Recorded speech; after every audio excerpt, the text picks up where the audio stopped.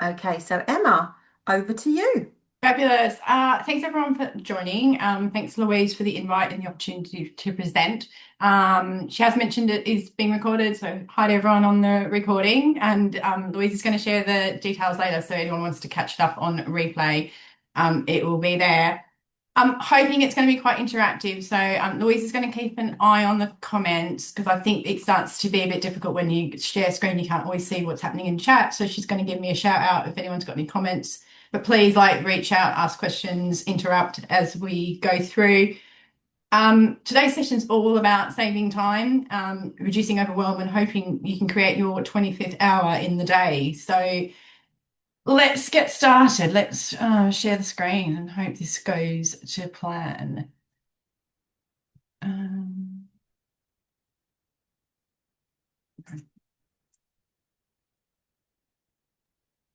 I've lost you. All right.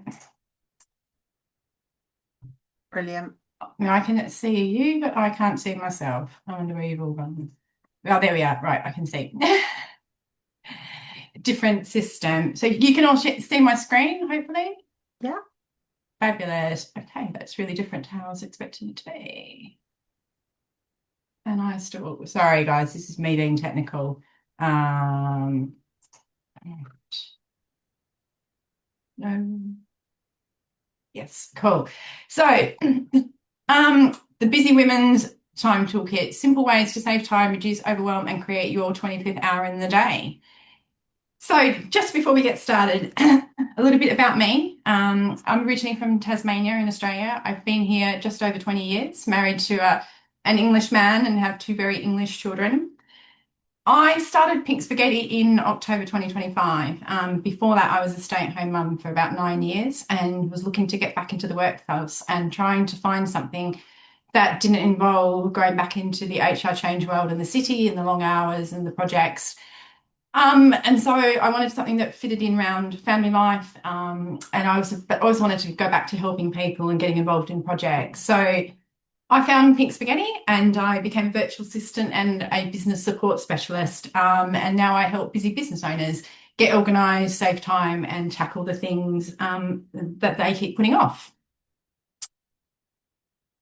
So before we start, it's a practical session. It's not a lecture. There's no theoretical talk. I'm not going to give you the Eisenhower method, or tell you how to eat the frog. I'm not going to give you a dozen apps to talk about. This is me sharing ideas and practical tips that have worked for me and for other people. So some things will resonate, some things won't. Some things will be new, some things you will have already heard of. Take what works for you. There's no right way or wrong way. It's about finding tools, habits, and systems that work for you and your life and your circumstances because we're all unique and we all own different businesses and do different things. So moving on, let's see how we're all feeling about time at the moment. Quick show of hands, and I can actually see everyone. Who feels there aren't enough hours in the day? Who's ever picked up their phone to check just one thing and lost 20 minutes, half an hour doom scrolling? Who's got something on their to-do list that's been there for longer than a month? Who's ever forgotten a school event, an appointment, a deadline? And who feels like they're constantly juggling work, family life, and work admin? So the problem isn't that we need more hours in the day, rather, it's that our time and our attention constantly gets pulled in lots of different directions. But let's think about what's actually taking up some of our time. So this is just a short list of seven, or summarized into seven things that are constantly vying for our time and attention. We've got emails and messages, we've got social media, we've got meetings, admin, family logistics. We're constantly looking for something. And then, of course, we're all trying to remember the things that we need to do. So it's not often just one big chunk of things. It's lots of little things that are all competing for our attention. We constantly get interrupted. We constantly get distracted. And some of these things we can't control, but we can try to improve things with a few simple habits.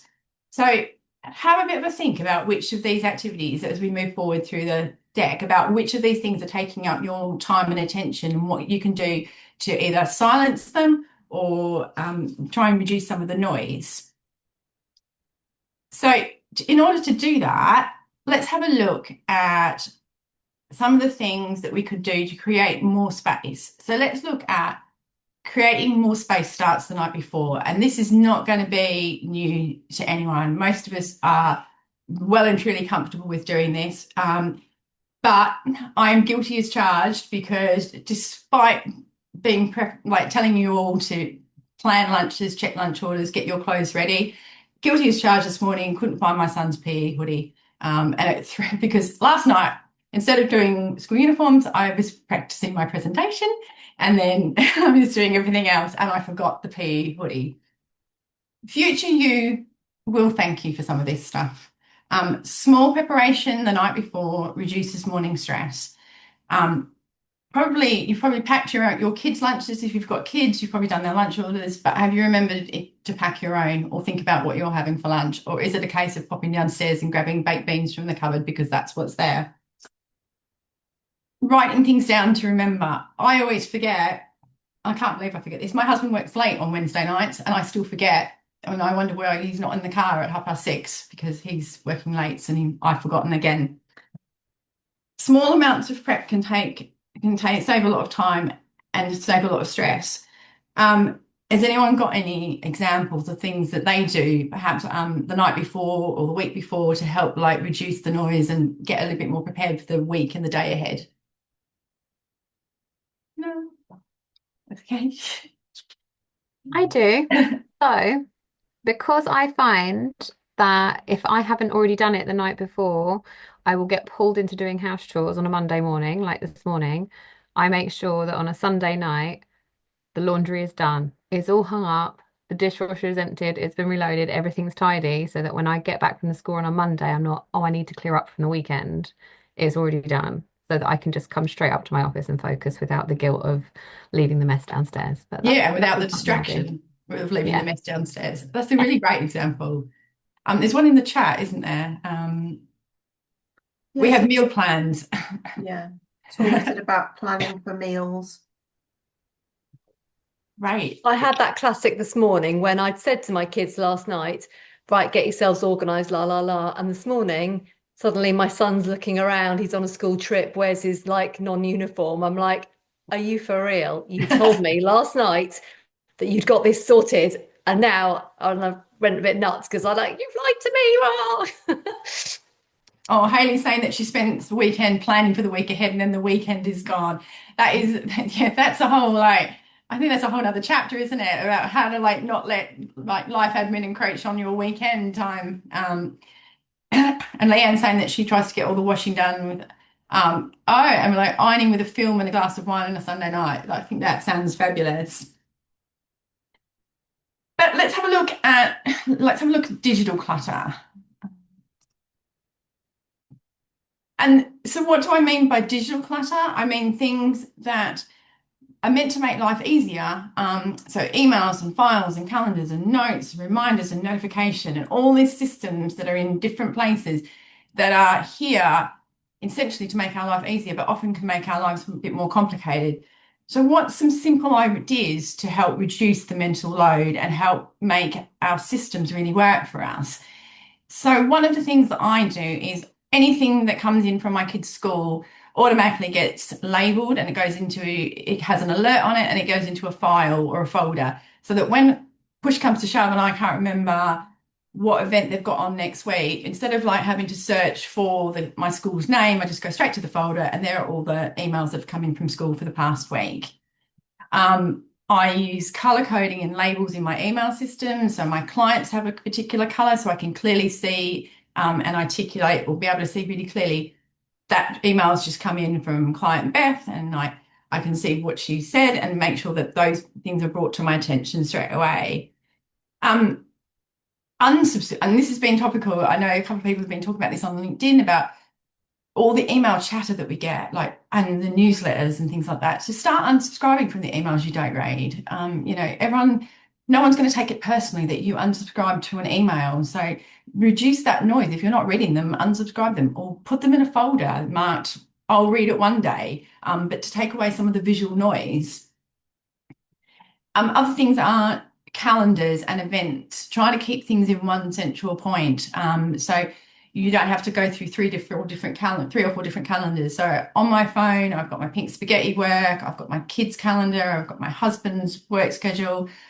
I have subscribed to the Arsenal fixture list, heaven help me, so that I'm aware of what matches are coming up. I've connected my kids' theatre app to my phone, so all of their classes go into my phone as well. But it's one central point of the truth, so one central source, which is great. Other things are write it down. Vital Arsenal dates, yes, very vital. Write it down, get it out of your head, put it into a system you trust. Use a notes app, use a task list, use a planner, use something that works for you, but use it consistently. There's no point me telling you to create a Todoist and then you park it and you don't use it for another 3 or 4 weeks. It's about finding something that works for you. And these are just a few ideas that have worked for me, my family, my friends, and my clients. I'm just going to quickly look through the comments. Erased all social media notifications from my phone. We'll come to that. We'll talk about silencing notifications, but that's a great one. Anyone else got anything that they wanted to add? Putting stuff into the diary straight away helps more. That's a great one. No? Cool.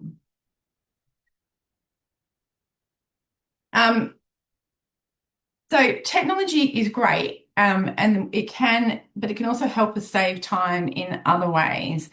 And this is a big one, of course. So let's have a look at AI and how we can use it to save time. And I'm going to caveat this really heavily here because there is so much noise about AI and about how it's being used in the workplace and things. So this is personal AI. It's not workplace AI. It's not about client work. It's not about using it in your workplace. The AI safety reminder is if you wouldn't post it publicly online, you shouldn't be putting it in AI. So no bank statements, no bank account numbers, no client information, no client contracts. Something everyone's probably really aware, but I'm just going to call it out to say. So I'm going to talk about ways to use this in your day-to-day life, which may feed into making your work life easier. And just some of the things that have worked for me and my family. So think of AI as an assistant, not an expert. It's a tool. It's not a replacement for a person. It's a tool that helps me get started. It helps me think through ideas. It helps me research options, and it can save time on repetitive tasks. So research and comparisons. So I'm on the hunt for a new phone. I know what new phone I want. I also know what my budget is, and so I screenshot deals that are coming up. So I look at different providers and I'll say to my chat, look at this deal over the next 2 years. Is this more cost effective than what I'm currently paying or buying the phone outright? And my chat will say, no, that's well over your budget. Like that's not what you said you want to do, or that's going to cost you more than you're currently paying. Done it with energy providers. I recently looked at our solar export guarantee, and it looks like our solar export guarantees was changed the rate. I've asked chat to have a bit of a look around and said, have a look at these providers, not give me the quotes. It said, have a look at these providers and delve further into what they offer. That might be a better solution. Traveling and days out. And again, not about to eliminate a travel consultant, but we wanted to go to the beach the other day. Which beach? I've got no idea about the beaches in England, to be honest. And as everyone knows, for those of you that live in Bedfordshire, you all know we're like at least 2 hours from the beach. Not a clue which beach to go to, which beach is child friendly, what we're going to do if it rains. I've got a 6-year-old and an 8-year-old. Put all these variables into chat, and it said like, if you went to Southend-on-Sea, you could go to the aquarium and you can go to the arcades and you could, take the train down the pier, and it gave me a whole list of things that would have taken me a lot longer to research on Google individually. We would have been going to TripAdvisor and things like that. It helped me create itinerary. It said if you want to get there for opening, you should probably leave at 8:30 in the morning to get to the aquarium for 10. Everyday life, we've already talked about meal planning, but have you looked at using AI to do my favorite one is like, I've got these 5 ingredients in the fridge, help me make a meal for 2 people. And I don't want to sit on the stove all the time, so I just want to shove it in the oven. What can you help me with? And a Thai baked chicken curry with rice is really popular with my chat at the moment. So it's things like that. Even birthday gifts and planning. So put into your chat, I need to buy a birthday gift for a 14-year-old girl. She's into gaming, but she has this particular game or whatever. And let it come up with ideas for you, and then go and research them on Amazon rather than just doom scrolling through Amazon. Use it to help you. I'm going to pause there to have a look at the comments. Liz is saying that she used chat to help with her trip to Turkey. Jess is saying she loves the AI meal planning idea and the shopping, and she gets decision fatigue. I agree, Jess. That's a really big thing, isn't it? Where you're just like, I just don't even know where to start, and I don't want to go through 10 cookbooks. Leanne's saying, yeah, use the ingredients of your fridge and come up with new lunch or dinner ideas. And just real practical ways that you can use it that you're not uploading loads of information. I mean, I don't think anyone really cares about the contents of my fridge. But let's have a look at other ways. So understanding information and technical jargon. So you've lost the manual on your printer or your TV, and you can ask your chat or AI to give you the instructions. I was trying to do it last night, actually. I was trying to connect my laptop to my TV downstairs, but my laptop's Windows and my TV downstairs is Android, and chat went, it's not going to work. Like, stop messing about. Like, it isn't going to work. You can, and this is a really good one I'm finding at the moment, is chat doesn't care if your grammar's wrong, if your punctuation's wrong, if your spelling's wrong. You can hit record on your chat with the microphone, and you can sit there and use it and say, these are the tasks that I've got to do today. I've got to do a presentation for WIBN. I've got to do upload socials for this particular client. I need to respond to an email from so-and-so. I've got my own business development work to do. I need to book tickets for networking next week. List off all these tasks and let chat help you organize it. Like, you've got paid work to do, right? And you've got a presentation. Well, do your presentation, then do your paid work. Like, sometimes it's just a bit of a sounding board. It can like help you make sense of what's going on in your head, but you don't need to be polite about it. Just spit it all out. I found out this morning, top tip of the day, that my chat GTP is on my on my Apple AirPlay in my car, or Apple CarPlay in my car, which could be life-changing, but could be really dangerous, because now I can talk to my chat on the way home from the school run and say, remind me to do the following things. Could be good. We'll wait and see how we go for the rest of the week. My kids might like it because they love a bit of chat to do things. Speaking of kids, other things we have done with chat. My son loves creating a choose your own adventure story. So he and my husband, they pick characters in the evening, they sit together and they say, Jack wants, I don't know, a superhero that loves dragons, that also is into Super Mario, and they create a choose your own adventure story. And it lasts for like 10 or 15 minutes, and then the next day it rolls over and they continue the story. We've already talked about meal planning, checklists, generate ideas when you're stuck, generate ideas for social media. Like, I've got an idea, but I don't know how to refine it. Put it into your chat and have a bit of a discussion with your chat. Has anyone else got anything that they wanted to add or share? No? Sorry, oh, sorry, go ahead, Liz. I flip between Claude and chat. Claude has got really good function of co-work, and it just scrolls through your inbox and can just put things into folders now. You have to, it is like the paid version, but it's so good for that. And actually, as much as I feel like I'm cheating on chat because he is my best friend and I talk to him, I probably talk to him more than my husband, I think Claude is probably a bit better for like technical bits and really kind of challenging back on kind of processing and kind of going through inboxes and things like that. But that's just my personal kind of what I found. But I've even named my chat, I call him Rafiki. But I think you're right, Liz. There are different AI tools do different things, and certainly Claude does a lot more research, and there's things that and even Chat will own up and say, if you ask Chat what the best AI tools are, it will honestly say they're like, if you wanted to do a deep dive analysis into some research, or you wanted to do some coding, yeah, like perhaps Claude is the best one. So don't just, like Liz is right, don't just assume and don't feel guilty for cheating on Chat GTP, because there are other tools out there and Chat is not the only one. I guess a lot of the stuff I do is on Chat, but yeah, I agree. I've got Claude. I've even got Notion going at the moment as well, which is another tool I to love use. Notion, but Yeah. it just drives me insane. I lose hours on that, and I've had to, with my ADHD brain, I've had to step away from it because it just gives me overwhelm. Lots of nods and lots of agreement here.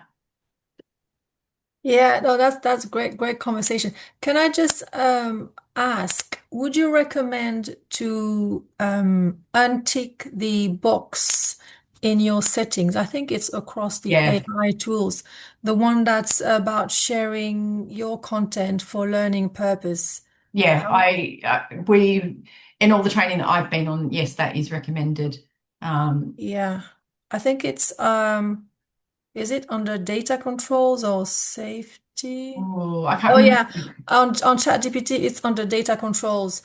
You can toggle off improve the model for everyone, which will not allow the content you're creating to be used to improve their models, and you don't know where the data is going, especially if you Yeah. share your business ideas and stuff. Definitely a good point. And that wouldn't just apply to Chat, that would apply to any AI model, that you Yeah. should be checking that your privacy settings are right and that your data is not being shared.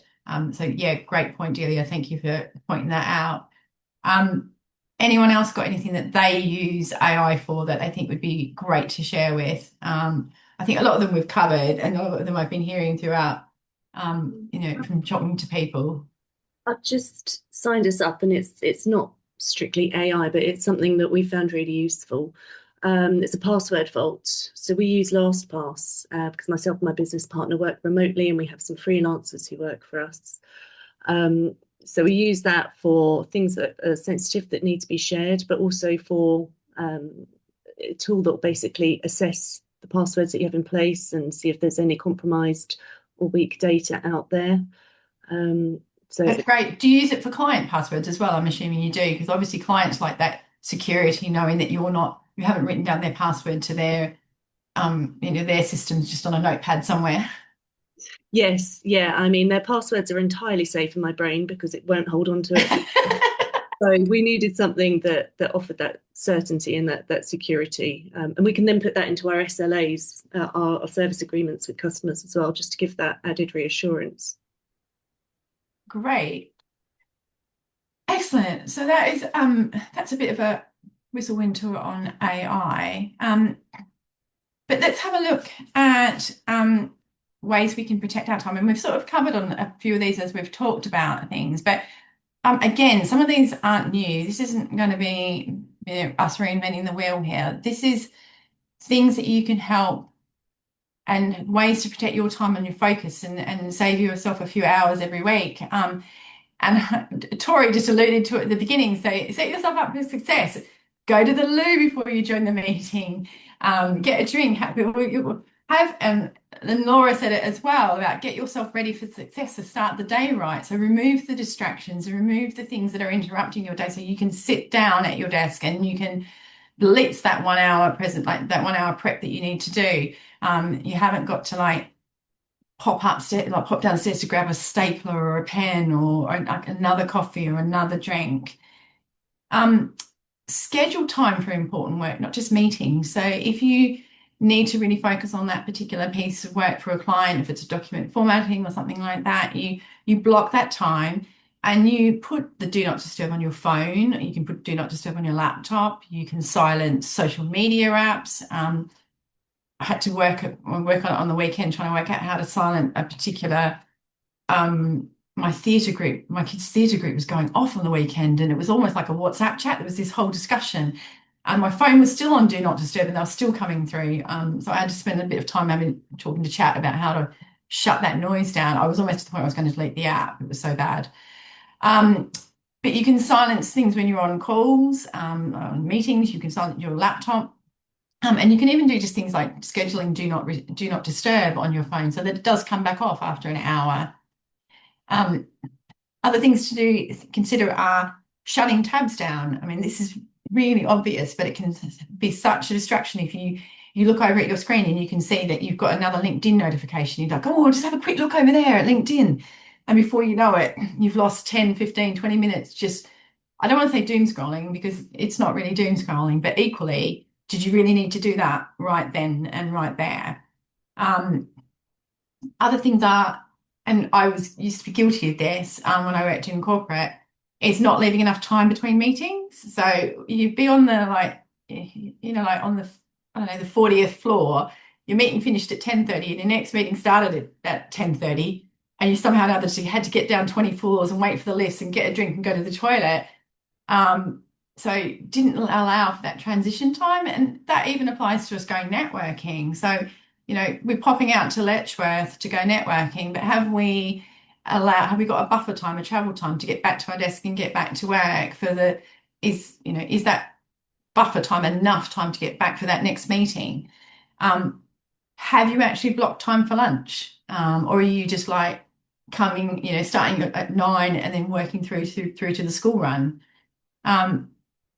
So these are just, you don't have to be on all the time. And I think we've just got so much noise around us. We've got Ring doorbells going off and camera alerts, and we've got our phones, and we're constantly being on, but we do actually have permission to stop and focus and sit down and complete the task at hand without any interruptions.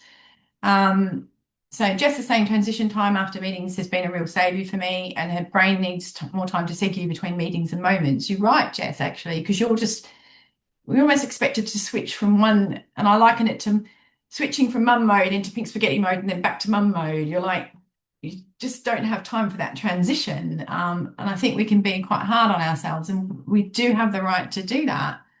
Does anyone want to wade in and offer any suggestions on things that they've found that works? Or perhaps it's not even like just listening to a podcast or some music in the car on between meetings and between school runs and things.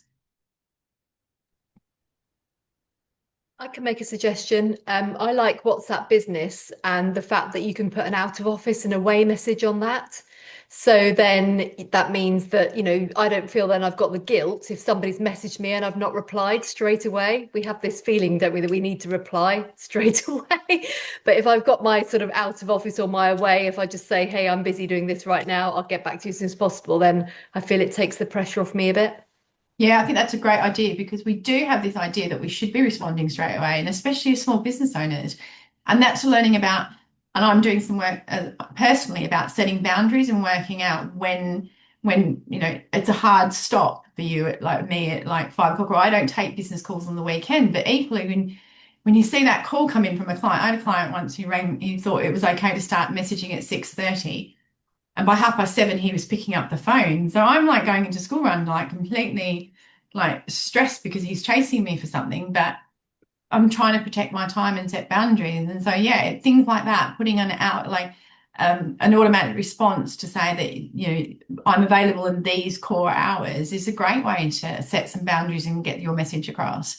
But it all comes down to communication, doesn't it? And communication and planning is a lot about this. And putting those boundaries in play. Has anyone else got anything to add? Yeah, no, those are really great points. And I think women, we particularly struggle with guilt and putting ourselves first and not always last. And when I say first, is first maybe once a month, and already we're feeling guilty just thinking about it. And it's the deconditioning about of how we've been, I think, raised and molded by society. And it's if it's hard, don't be gentle with yourself, because everyone, at least women, we struggle with that. So just setting small boundaries, and also doing what you said you were going to do for yourself. If you said you were going to take a 5-minute break, just take it. And I'm guilty of it, so I need a reminder myself. Don't push it.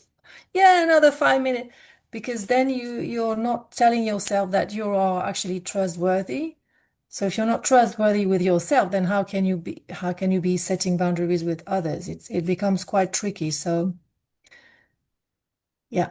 That's really great advice. And a client and a friend, she did a post the other day and said, just take 5 minutes and go outside, have a cup of coffee, and obviously not today.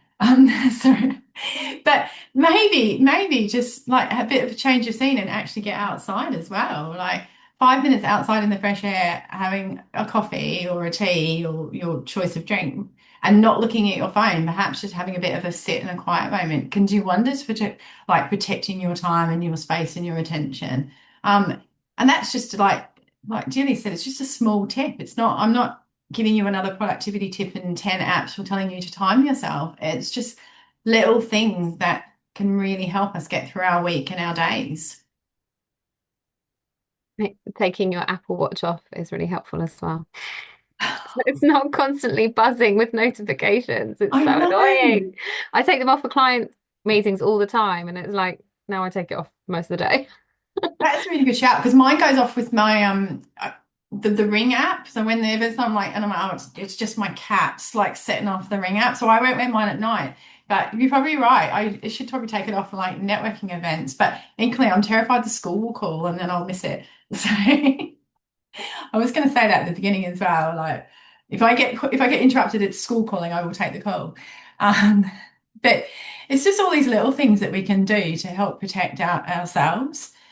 So that's great, guys. Thank you for like contributing to the discussion. I'll just continue on and find my mouse. I guess the next thing is as well is about knowing when to ask for help. So doing everything for yourself isn't always the most effective use of your time. So ask for help when you are not sure where to start, or if there's a task that is draining your energy. I'm going to ask for help when it comes to painting my lounge room because I have no desire to do that. And I don't think that's a very good use of my time and my effort and my energy. So I will get a pro in to help me with that. Ask your chat for help if you can't work out how to connect your printer or your screens, or, there's a manual that you've lost from, I don't know, a piece of kit that's years old that you'll suddenly start using. Or what's the light on your dishwasher? What does that light suddenly mean? And I'm sure it wasn't there yesterday. Is it salt or is it rinse aid? I don't know. And with the manual for the dishwasher, I haven't got a clue at the moment. Ask something for help, or delegate and ask your partner. The dishwasher should be my husband's world. There are things that if you can if researching a venue is taking you ages, see if anyone else put a shout out. We do it often on our Women in Business chat. Does anyone have any ideas for a venue in Hitchin that could host 20 people? See who your network can ask your network about ideas for things or if they can help you. Reach out to a professional. You're spending hours, actually I'm about to call myself a professional here, but if you're spending hours formatting a document, maybe it's time to get a VA and maybe it's time to get someone else to help in. Not to harp on about chat because I'm going to harp on about chat, but back in the day when I used to do VLOOKUPs, and I still love a spreadsheet and I still have a formula, but 9 years being out of the game can make you a little bit rusty on certain things. It could take me ages to work out how to remember to do that VLOOKUP formula. And I just put it into chat and said, to remind me how to fix this VLOOKUP and how to fix this formula. And it said, yeah, you've referenced the wrong cell. I was like, okay, cool. Now I get it. And it's back in my memory and I'm back on board.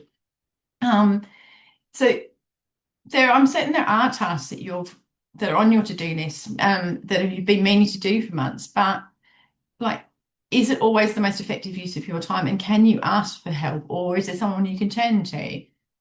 So again, I'm going to open it up to the room and have a bit more of a chat and a bit more discussion. Do you understand or do you appreciate that some things aren't the best use of your time, and are there other ways of you getting help? I've got a ridiculous thing at the minute where I've knackered my Achilles tendon, and housework is really, really difficult. And I've my house is so grubby, it's driving me insane because I work from home, and I keep thinking I must restart a cleaner. But I've got this thing where I think I can't have the cleaner come around till I've cleaned at least, because I'd be too embarrassed for her to see it like this. So I just keep putting it off and putting it off, and it just gets worse, and it drives me mad. And then I think, well, I can't do this until I've done that, and then I don't do the thing that I'm saying I should do before, and procrastination nightmare, really. And I think in the end, if you just gave yourself permission to accept, like, the cleaner's job is to come in here and clean up the mess, and you just don't feel guilty about the mess. But equally, I can appreciate finding a cleaner is probably almost a task in itself, like not just the cleaning, trying to actually find a cleaner can always be a battle as well. Jess is nodding in agreement. I mean, Yeah, I exactly the same thing. Working from home, not having enough time, and certainly not the motivation to clean. So I hired a cleaner on recommendation. And because I didn't know her, I wanted to be here while she cleaned, and she talked to me for 3 hours and did a really shit job. Oh no. oh no. The Not quest- the ones that talk. You don't want that. Oh, she was obsessed with my Nespresso coffee machine. But yeah, it's that quest for a cleaner. I feel your pain on that one. So right now I live in a dirty house again. Oh, Leanne's recommending a cleaner if anyone's in her area. Leanne, I can't remember where you're from. Royston. Oh, Jess. Oh, I'm in Weston near Oh, Jess. Hitchin. No worries. If anyone knows of good cleaners near Royston, I am, all ears. I need a cleaner too, and I'm probably not that far away from you, Jess. I'm in Hinksworth in Hertfordshire, so we could have one each, or the same one. But yeah, desperate need for a cleaner. How hilarious. I didn't expect this chat to go down a cleaner recruitment situation. I think it is a big thing when you work from home, though, isn't it? Because particularly as women, because we do tend to end up with the bulk of the domestic chores, however advanced men might be. And I've got a 29-year-old son at home, so he just creates far more mess than he does anything useful. And it can really niggle you, can't it? So that I find it a real block to actually getting work done. But it can be quite liberating once you get those things off your to-do list. I mean, I know exactly what you're saying, Jane. Like, we've got a leaking bucket, and every time bucket's down with rain, it drips onto the drive. And I'm like, we just need to get the roofer in to look at the gutter. We just need to do it. And then I'm sure it'll be fine. It'll be so liberating once it's done, but it hasn't been done yet. So Heidi's saying the biggest issue is figuring out what I need help on and who to ask, because it's all in my head. I think then the time it takes to explain, it could be done. I could have done it. The delegation problem that everyone has. I'm so much better at doing it myself than everyone else. But then you've got to look at, I spoke to someone once who was saying, she was an accountant, and she said, I can't remember what her client did, but he was adamant that he would do his tax return himself. And she said, but I know how much you charge per hour. And this guy was like, I don't know, I think she said he was like 80, 90 pounds an hour for whatever he did. And she said, but look at the time look at how much time it took you to do that. And it was taking him 3 or 4 hours time, of his time to do it. And she said, but I would have charged you like £200. Then I would have done it, and I'm an expert. And he sort of went, oh yeah, you're right. Like, the amount of, and you got someone proper to do it rather than him having a guess at it. So I guess that is another situation where, in that case, if delegating it would have been a better thing. Delia's saying she dumps it all onto AI and lets it work its magic. That is, as we've talked about, AI is really great for doing that. And if Oh, you're yeah. not Absolutely. And Jane, I really feel for you, because when we are in physical pain and we can't move around the way we are used to, it adds to the frustration of seeing all the chaos around. I wonder if that's just an idea. You do whatever you want to do with it, of course. I wonder if you could try and book someone a bit in advance to give you a bit of a goal, realistic, considering your recovery timeline. so that it gives you time to declutter a little bit before they come, and at least it gives you a sense of progress, because on top of that, feeling stuck, I mean, I know for me, it just drives me even more nuts than the situation I'm stuck in. Just add layers. I did feel that the universe was prodding me a bit actually, because my old cleaner last night messaged me out of the blue to ask for some Tropic, and I had talked to her in January about her coming back, and I thought, there you are, you see, like that. She Yeah, actually yeah. contacted you, Jane, so now you can say to her, yes, well, Sounds actually, good. now we're talking. Yeah, I do need to do it. Thanks for that, Delia. Don't deprive her of clearing up the mess. She'd like to have probably arrived to the messiest house so she gets the better job satisfaction at the end. You Yeah, reckon? and then she could probably do it her way as well. Like rather than like have to like sort through your way, she can probably go, well, I'll just start from scratch and I'll do it the way that I want it. It's like when they decide what cleaning products they want, isn't it? Like I want you to use this and please go out and buy this. Yeah. That's great. Has anyone else got anything more to add before we've only just got like 2 or 3 more slides to go? So wrapping up. Great. So all of these things can help create like the 25th hour in your day. So it's not about perfection. I don't think it's about getting up at 5 o'clock in the morning to fit in to just find another hour in the day to do more work things. It's about, as we've discussed, like doing some simple things, preparing the night before, reducing the digital clutter, silencing things that distract you and take away your attention. Ask for help when you need it, and appreciating that there is no right or wrong way. There's no best system. I can't sit here and tell you that, Todoist is the most amazing thing in the world and it's going to save your life. Because everyone is unique and everyone is different. So you need to find the tools that work for you. And we've talked a lot about AI here and about how different people use AI, and it works really well for some people, and some people are not ready to embrace it or reluctant or just aren't that comfortable with it. Some people love, particular apps and diary notifications, and other people prefer to go back to a paper-based to-do list. It's not to say any of those are more right or wrong than one or the other, but I think we just need to appreciate that there are some small tips, and sometimes we need to really be reminded of that. And so just, giving yourself permission to shut your web browser down and as I keep saying, guilty as charged, because I'm really good at like peeking at LinkedIn and getting stuck on there for a couple of minutes, or much longer than I expected. But giving yourself permission and being kind to yourself. So what I wanted to say is take the ideas that resonate with you, like bin the ones that don't, but build a system that works around your life. And I'm hoping that today we've talked about some useful tips and some it's not about eating the frog and doing the most difficult tasks first. It is really about working out what's practical and what's feasible in your current day-to-day life. Did anyone want to add anything? I think we're quite. Can I just add? I think it's also great to really look at the to-do list and be very brutal with what you don't need to do. Because I think, especially us women, we put in our bucket so many things that we were told we need to do. Really? Others should do. Why are you doing it? Just drop and see, and let them see. Deal with the consequences.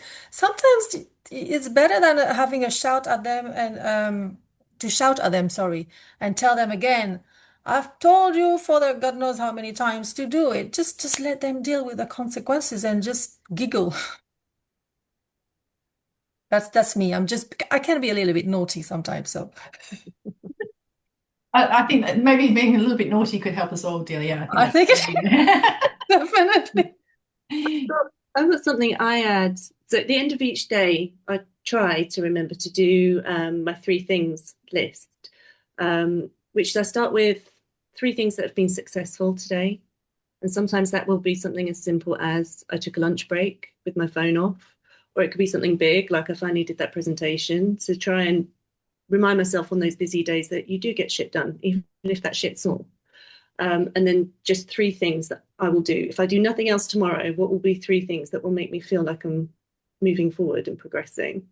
And I find that helps progress that sort of feeling of success mindset, but also reduces the overwhelm. It tries to reduce the overwhelm. Nothing actually reduces the overwhelm, but there's a mild attempt towards it. So not everything feels like a to-do list. It feels like there's a success metric in place as well.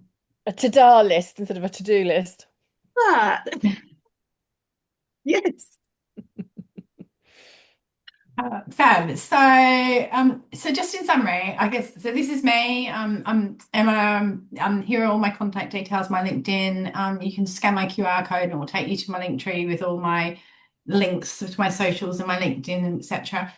But I guess the takeaway from this is like, what is one of the ask of you all is from this, what's one thing that you'll do differently tomorrow? What's one thing that's going to get you closer to getting your 25th hour in the day?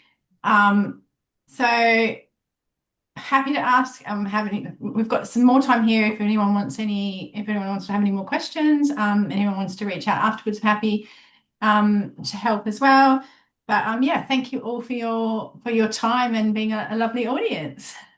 Oh, thank you, Emma. I'm just going to stop recording and then we can just come off and chat to, each other. So bear with.